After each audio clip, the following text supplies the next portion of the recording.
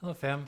So I don't have a whole lot of time right now, but I thought I'd shoot a quick review of a new unaged rum from Haiti, which is a little bit exciting. So, if you know the history of Barbancourt, founded in the 1860s by Dupré Barbancourt, a Frenchman who moved to Haiti, Port-au-Prince, they started out making rum with basically cognac stills. So sort of a it's basically a pot still, but it's a little special. And then they installed column stills as we get to the present times. They were blending the two, and more recently they tore out the pot stills entirely. So they've just been using entirely sort of, and we're talking like industrial column distillate here. We're talking I think it's a triple column, but don't quote me on that. So they've sort of moved away from their sort of more cognac-y roots in the past couple of decades. Now, I did just read a fun thing mentioning that they may be trying to move back in that direction. They may put a pot still back in. Hasn't happened yet, though. What is going on right now is an entirely new distillery, so far as I can tell.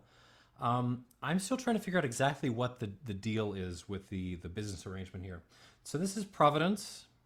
This is their first drops, so basically the first stuff they distilled in November 2019.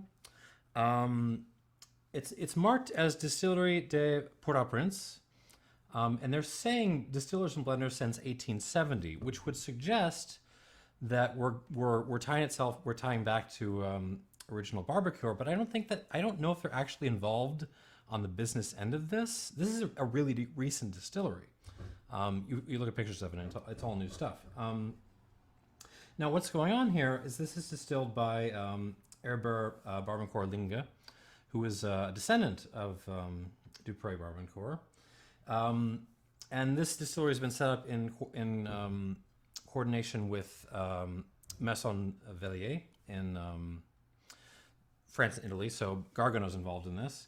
And Capovilla of Rum Rhum fame in Guadeloupe is also involved in this because they're using his stills, the Müller stills that he uses at Rhum Rhum and at sort of all his other distilleries. Müller in Germany, they make these. It's a kind of, you would call it a hybrid still, except the term hybrid still usually means a different setup. It's a pot still running into a column, basically. Okay, so I'm going to pour myself a glass of this and actually start reviewing it for you in a minute. So I think the idea here is to try to create something that goes back to the Barbancourt roots, sort of try to recreate that style a little bit. And it's interesting. So this particular bottle this is their first production. It's 57% alcohol, right? Let's see, distilled in pop. Still, this is about $50 in Chicago. Now you might think, oh, wait, pot distilled, cane juice, right? I know that. That's clairin. That's clairin. That's what clairin. This is a clairin. Not exactly. It isn't. It isn't. So you might compare it to something like Sajous here, right? This is clairin Sajous, which I love more than life itself. You might say, okay, these guys are distilling from. They're not distilling from molasses. They're distilling from pure crystalline. That's the variety of cane, just like these guys, right? Not quite. So first of all, it is the same kind of cane, but these guys are using a mix of pure cane juice and cane syrup. So I don't remember the exact number, but the vast majority, like over 80%, is cane syrup, not cane juice. So this is all cane juice. This is also wild fermented, and I think they're getting their yeast here out of the bag. So we'll put that aside. So you might say, okay, it's more like Clairin Le Rocher, right? This is from cane syrup too. It doesn't list the variety, but who knows what it is. Not quite, because this is all cane syrup. This we're mixing in some juice. And also this is using a sort of Jamaican-style dunder technique, which makes it, a little bit more aromatic. So we have to set this one aside too. There's also the fact that this is distilled to such a high strength. This is distilled to, as I recall, over 70% alcohol before they add a little bit of water to it. That's stronger than you get in Guadeloupe and Martinique. Well, Guadeloupe is a little bit, but definitely Martinique.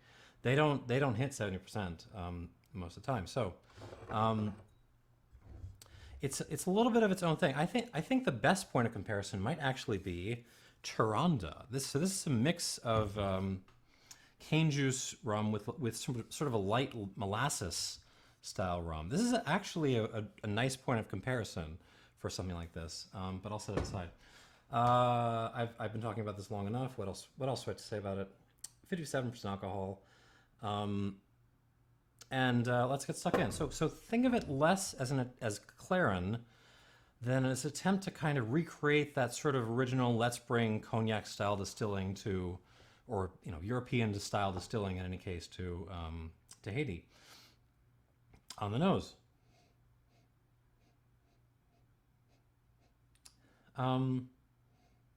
It's a very friendly nose, actually. Kind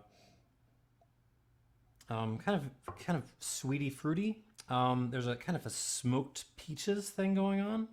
So you're getting a lot of cane, actually, just a lot of sort of, sort of not the juice, but just the actual cane. Peaches, but that smoked thing.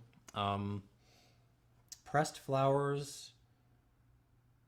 But the cane is, just the grassy, kind of a light sweetness. A little like fresh banana, like I don't actually get banana that often in rum, but here it's pretty obvious. Olives, green olives especially, but a little bit of like sparkling water. If you go to Intelligentsia here and you order an espresso, they will give you some sparkling water with it. I hate sparkling water, but it's a very distinctive sort of nosing note, and this has it in spades. It's very delicate, but it also smells very fat. It smells like a big, oily, fat spirit. Maybe like a olive oil, but more like light olive oil than virgin, if that makes sense. On the palate.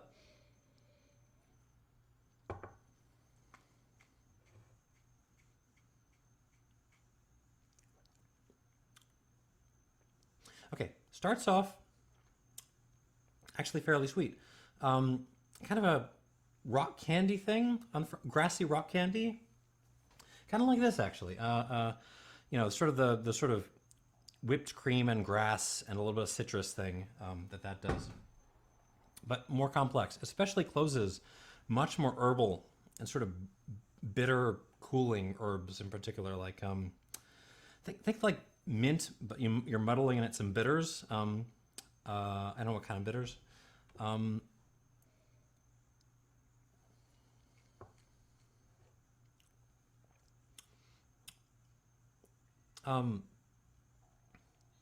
of a grass and dried flowers, but it's not so much. Maybe it's not so much like whipped cream is like soda water. The stuff. The fountain runs out of Coke concentrate, and just the water runs right through. That kind of thing. A little oolong tea, a little that sort of banana thing is there, but it's almost more like.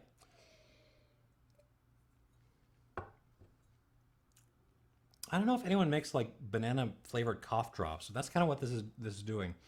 It's like you concentrate banana in like a cough drop kind of flavor. There's a kind of like an oily, smoky effect. It's very sort of northern Rhone white wine, like Viognier, Marsanne Roussanne, that kind of thing. It's just very like mouth coating too. It's just like fills my entire mouth out with this sort of oily, smoky texture. This feels honest. This tastes like it's built to age. That's what it comes off across. Like even more so than so Rhum Rhum, which is made in the Biel distillery of Capovilla, also has this kind of like ethereal, delicate nature. But this feels to me like much fatter than Rhum was. Let me give this a spurt of water. Oh, I forgot my little squirter, so I'm going to try to do this manually. Let's see what that did.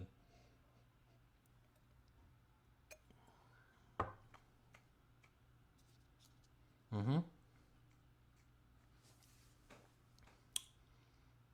Okay. A little more, actually. And I'll give this a minute to settle down. So, yeah, I mean, just a preview. I don't think I'm going to... I've had a fair bit of this, and I'm not going to score this at the moment as high as I do the clarins. I don't think it's as sort of complex, and, you know, it doesn't have the sort of depth and the little back corners and details of those monsters.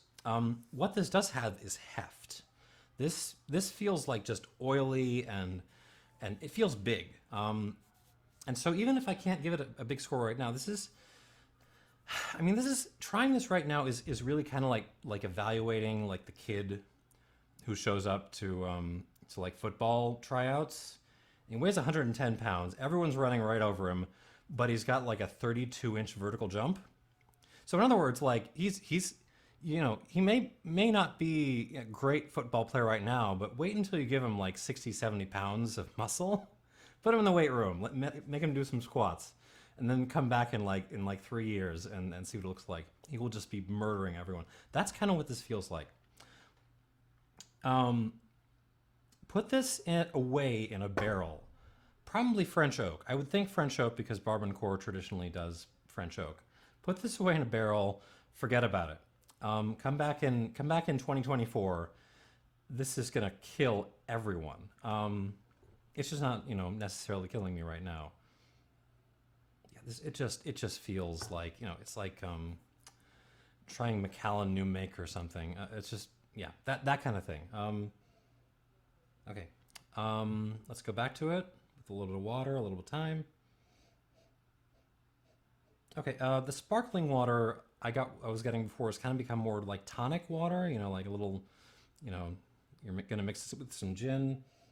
A little bit of Sprite, actually, and a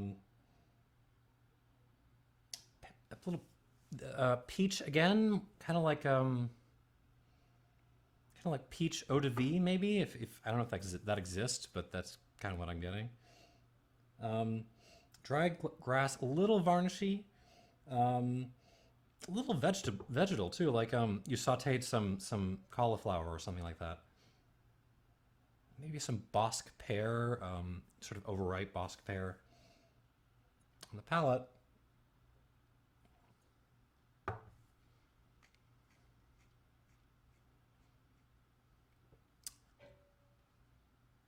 Fatter, I mean, the fatness just dominates this, but also a little bit more herbal. Cane, sort of creaminess, just cream and oil. A little bit of red pepper flakes, actually.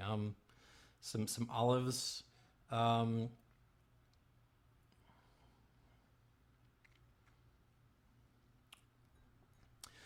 a salad, a leafy salad mixed with herbs, maybe. Like I don't know. You took some spinach and you threw some mint and other stuff in there, and you sort of mixed it up and then tried to eat it.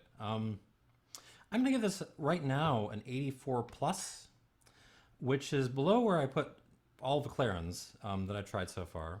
Well, all the unaged ones I've tried so far, at least.